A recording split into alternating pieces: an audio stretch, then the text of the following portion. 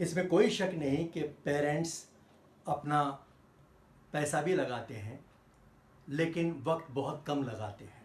पैसा मसला नहीं है, अगर बच्चे काबिल हैं तो उसका भी इंतज़ाम हो जाता है। कि बच्चों की तरबियत के लिए 3 लेवल बहुत अहम रखते हैं। वो 3 लेवल क्या हैं? पहला है रेपो, हम आहंगी। आपका बच्चे के साथ किस तरह का मेलजोल रखते हैं, और उसके बाद उसी की बुनियाद सेकंड लेवल डेवलप होती है। क्योंकि जब हम आहंगी होगी तभी तो एक दूसरे को समझने की शुरुआत होगी, बच्चों के रुझान को समझने का सिलसिला शुरू होगा कि उसमें कौन सी सलाहियतें हैं। ये बहुत ज़रूरी है और इसके लिए वक्त देना पड़ता है।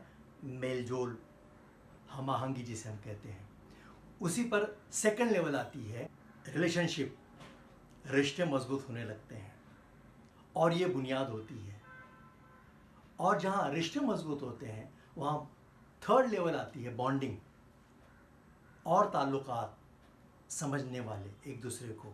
ये 3 लेवल ज़िंदगी में बहुत अहमियत रखते हैं। आपका रेपो कैसा है, आपका रिलेशनशिप कैसा है बच्चे के साथ, रिश्तों के साथ, और बॉन्डिंग, ताल्लुकात कैसे हैं। अब जाहिर है बॉन्डिंग, ताल्लुकात यानी आप वक्त देने की बात हो रही थी। सारा वक्त तो दे नहीं सकते अपने बच्चों के लिए, 24 घंटे तो दे नहीं सकते, लेकिन जो भी वक्त हम देते हैं उसका हक अदा होना चाहिए।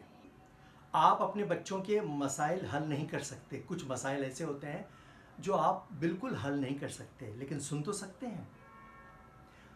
मसाइल को, बच्चों के प्रॉब्लम्स को सुनना भी एक तरह का उसको रिलीफ देने जैसा है।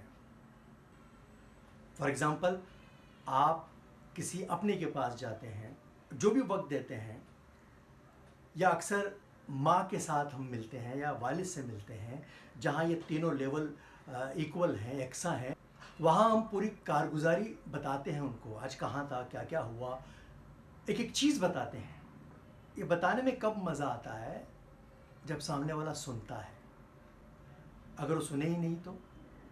और जहाँ मसाइल होते हैं, जब मसला लेके जाते हैं, वो अपने परेशानियाँ जब पेश करता है तो कई बार उनका हल हमारे पास नहीं होता, लेकिन हम सुनते हैं।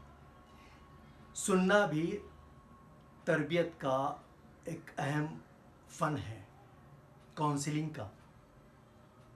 सुनना, जब वो सुनाने लगता है बच्चों के प्रॉब्लम, आप कोई 3 ऐसे प्रॉब्लम बच्चों की नज़र से देखिए।